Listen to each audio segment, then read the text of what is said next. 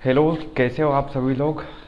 सबसे पहले तो आप लोगों का कल के लिए बहुत बहुत धन्यवाद जो आपने मेरी वीडियो इतनी ज़्यादा शेयर करी कि लगभग वो भोपाल के हर एक कोने तक पहुंच गई होगी, तब मेरे को उम्मीद है। पर अभी तक मेरे को कोई भी कॉल तो नहीं आया राज्य शासन के अधिकारियों की तरफ से। पर जैसे ही आता है उसका निराकरण करने के लिए जो मैंने कंप्लेंट करी थी, तो मैं आपको उसका वीडियो अलग से बना दूंगा। पर इससे पहले मैं आपको ये बताना चाहता हूँ, जो कल वाक़या और जो वहाँ पे जो मतलब घटना घटी, उसमें एक वीडियो जो बना नहीं पाए हम लोग, या जो भी थी, तो वो वीडियो बन जाती तो और ज़्यादा मेरे को लगता है कि राज्य शासन के पास अगर पहुंचती तो वो जल्दी एक्शन लेते। तो इसके उससे इंस्पिरेशन लेके मैं आज ये टॉपिक पे वीडियो बनाने जा रहा हूँ कि आप लोगों को पढ़ना एक्चुअल में क्यों ज़रूरी है। देखो, पढ़ना इसलिए ज़रूरी है कि जब आप पढ़ोगे तो आपको पता चलेगा कि आपके आसपास क्या सही हो रहा है, क्या गलत है, कौन सच सोचता है, कौन गलत सोचता है, कौन कितना अच्छा है, कौन कितना बुरा है। आपको अच्छे बुरे का ज्ञान होता चला जाएगा, हर चीज़ का आपको नॉलेज होता चला जाएगा, कौन सा कमीशन किस चीज़ के लिए बनाया गया है। अगर आपको कोई दिक्कत होती है तो आपको कंप्लेंट कहाँ करनी है।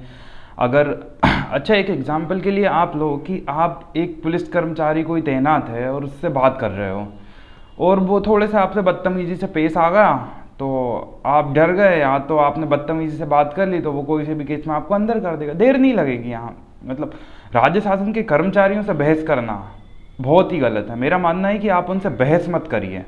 सबसे राइट तरीका ये है कि आप उनसे बहस बिल्कुल मत करिए। अगर आपके साथ गलत हो रहा है तो आप कोशिश करिए कि वीडियो बनाई जाए जो कि उन्हें पता ना चले, क्योंकि पता चल गया तो हो सकता है वो और आपको डराएं धमकाएं। तो इससे बेटर है कि उन्हें पता ना चले, ऐसा करिएगा और उसे वायरल कर दीजिएगा। तो कहीं ना कहीं जो अपने यहाँ के अपन बोलेंगे जो क्रमानुसार जो पदाधिकारी रहते हैं, ऑफिशियल्स रहते हैं, वो जल्दी से नहीं देख के एक्शन लेते, क्योंकि इनके पास प्रेशर बहुत रहता है। इनका काम ही लोगों की समस्याओं को हल करने का होता है। तो एजुकेशन इसलिए भी ज़रूरी है कि आपको हर चीज़ का नॉलेज होता चला जाएगा, आपको ये आइडिया लगता चला जाएगा कि हमें कैसे और कहाँ पे किस तरीके से बात करनी चाहिए। आपको ये पता लगता चला जाएगा कि आपको किस अधिकारी से कब बात करनी है, आपको कंप्लेंट करनी है तो किस हायरार्की में करनी है।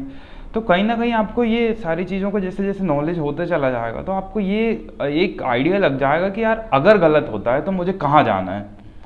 जैसे मैंने मोस्ट ऑफ द टाइम देखा, मतलब मैं एक स्पेशल डिपार्टमेंट का नहीं बता रहा हूँ, सारे डिपार्टमेंट का बता रहा हूँ, A to Z डिपार्टमेंट का बता रहा हूँ।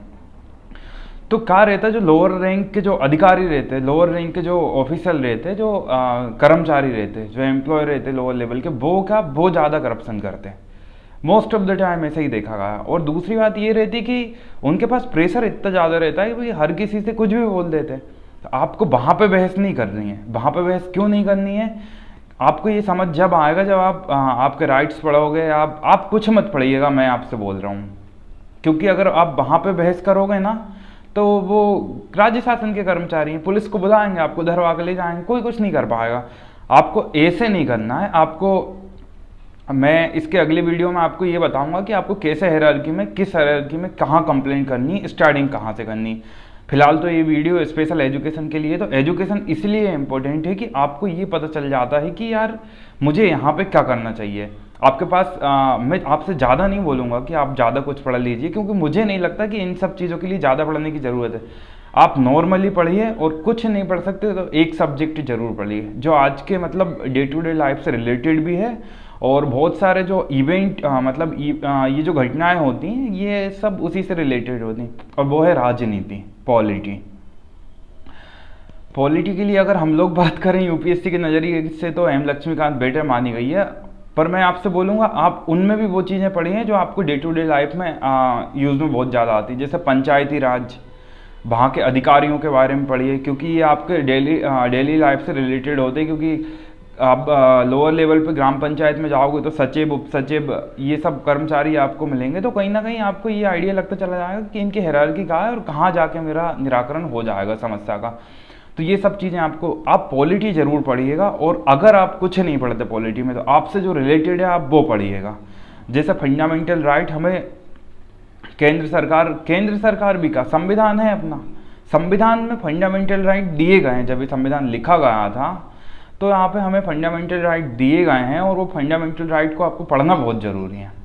उसमें आपके राइट टू लाइफ से लेके आपके बोलने का तरीके तक का वो दिया गया है कि आपको राइट टू एक्सप्रेशन जो प्राप्त है वो कहाँ से, राइट टू न्यूज़पेपर, जो न्यूज़पेपर का फ्रीडम है वो कहाँ से आता है, आपको सारी चीज़ें पता चल जाएंगी। और बेसिकली जब आपको ये चीज़ें पता चलती चली जाएंगी तो आपको ये आइडिया लग जाएगा कि अगर कर्मचारी आपके साथ दुर्व्यवहार कर रहा है या कुछ गलत कर रहा है तो आपको कहाँ पे जाना है। आप न्यूज़पेपर का सहारा ले सकते हैं, आप वीडियो का सहारा ले सकते हैं, आप ऐसे कोई विटनेस का सहारा ले सकते हैं। आपको डरने की ज़रूरत कहीं नहीं होगी अगर आप पढ़े लिखे हो तो। अगर आप पढ़े लिखे नहीं हो तो आपको डरने की ज़रूरत हर जगह पड़ेगी, क्योंकि कहीं ना कहीं उन्हें भी ये लग जाता है कि यार ये बंदे को कुछ पता नहीं है, कुछ भी कह दो, गाली दे दो या जो उन्हें लगे वो कर दो, कुछ नहीं कर पाओगे आप। मैं बोल रहा हूँ अगर आप पढ़े लिखे होगे तो वो कहीं ना कहीं आपको अंदर करने से भी 10 बार सोचेंगे कि यार ये गलत हो रहा है, अगर ये निकल के बाहर गया तो ये कर देगा कबाड़ा। आपको इसलिए भी नहीं डरने की ज़रूरत, क्योंकि जब आप सोचो यार, जब फौज में इतना रिस्ट्रिक्शन रहता है कि उनके राइट्स नहीं रहते हैं, एक तो बेचारों के, वो मतलब जो है ना फौजी देश की रक्षा के लिए अपनी जान तक दे देते हैं। उन लोगों से थोड़ी बहुत भी गलती हो जाए तो उनका कोर्ट मार्शल कर देते हैं, सुप्रीम कोर्ट वाले, उनका कोर्ट मार्शल हो जाता है उनके खुद के कोर्ट में। तो आप सोचो कि मतलब जब इतने बड़े अधिकारियों का, मेजर हुए, कर्नल हुए, इन सब का कोर्ट मार्शल हो सकता है, तो ये सब कोई चीज़ ही नहीं है। जबकि दिल से पब्लिक चाहती है फौज को कि कोई हाँ है, चीज़ है फौज। और सच बताऊं तो आज तक मैंने किसी भी चीज़ का सम्मान नहीं करा, पर हाँ मैं दिल से मानता हूँ कि भारत देश है तो बस ये फौज के कारण है, क्योंकि जो फौज है ना यही खड़ी है सबसे आगे, इसके अधिकारी खड़े सबसे आगे, इसके जवान खड़े सबसे आगे जो हमारी रक्षा कर रहे हैं। और जिस भी दिन एक भी जवान भी शहीद होता है ना, बहुत दुख होता है दिल से कि यार किसी का घर उजड़ गया होगा आज। तो वो चीज़ है, जब उन लोगों के पास इतना वो नहीं है कि वो किसी को गाली दे सकें या किसी से बदतमीजी कर सकें, तो ये अंदर के कर्मचारियों के पास किसने अधिकार दे दिया? किसी के पास अधिकार नहीं है ऐसा। बस प्रॉब्लम ये है कि वहाँ पे स्ट्रिक्ट एक्शन हो जाता है, बहुत जल्दी एक्शन हो जाता है, इतनी जल्दी एक्शन होता है कि वहाँ पे सब महीने भर भी नहीं लगेगा, 15 दिन में ही ख़त्म कर देंगे वो लोग। पर यहाँ पे एक सड़े से केस को सॉल्व करने में महीनों सालों लग जाते हैं। पर मैटर भी अलग है, वो डिफेंस वाला मैटर, ये सिविल मैटर है। तो यहाँ कहीं ना कहीं आपको आइडिया लगता चला जाएगा। तो आपसे एक बार रिक्वेस्ट कर रहा हूँ कि आप कुछ मत पढ़िएगा। आप एजुकेट नहीं हो, कोई दिक्कत नहीं है, आपको कुछ भी नहीं पता, कोई दिक्कत नहीं है।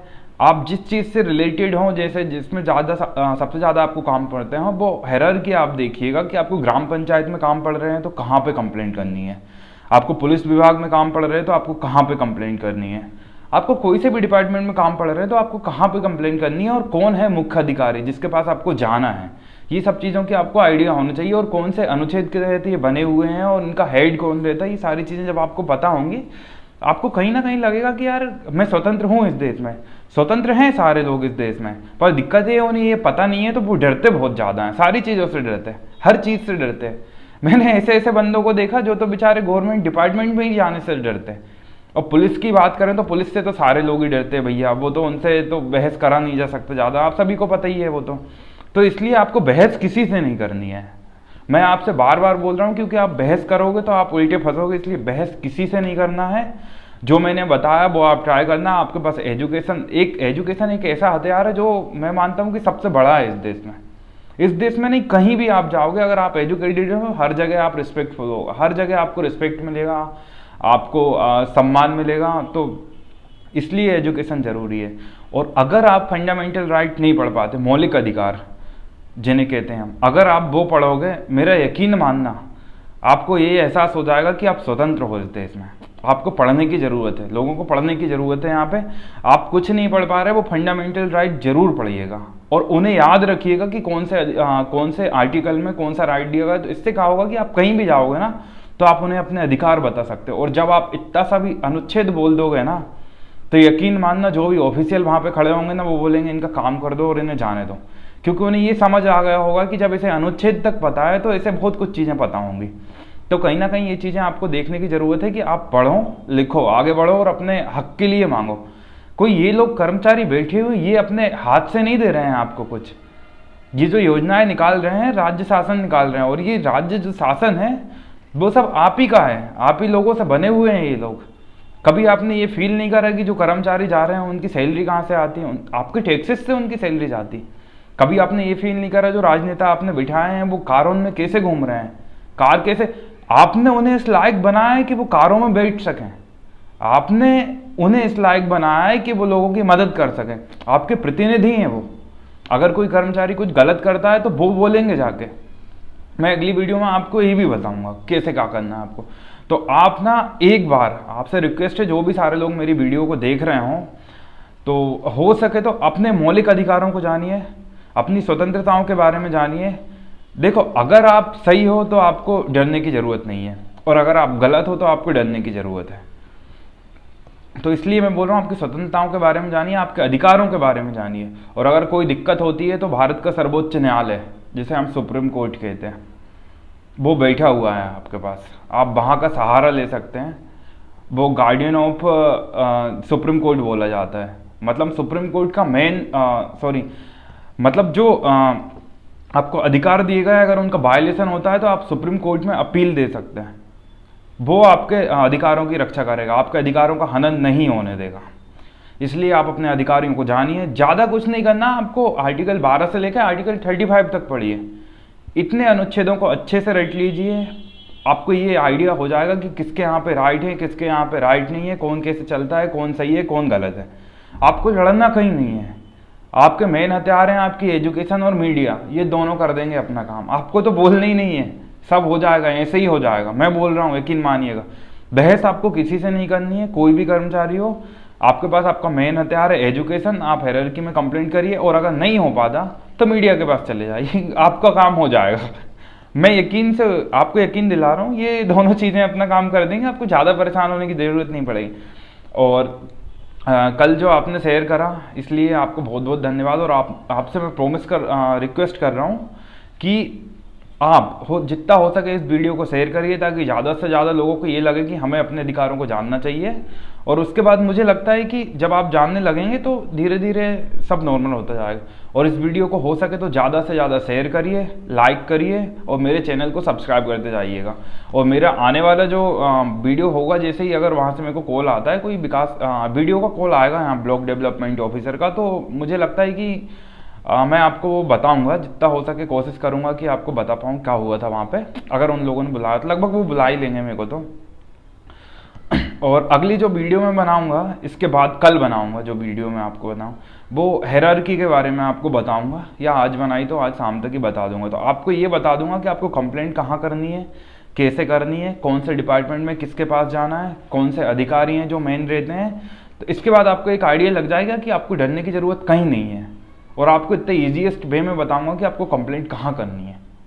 ठीक है, तो आप लोगों को बहुत बहुत धन्यवाद भाइयों।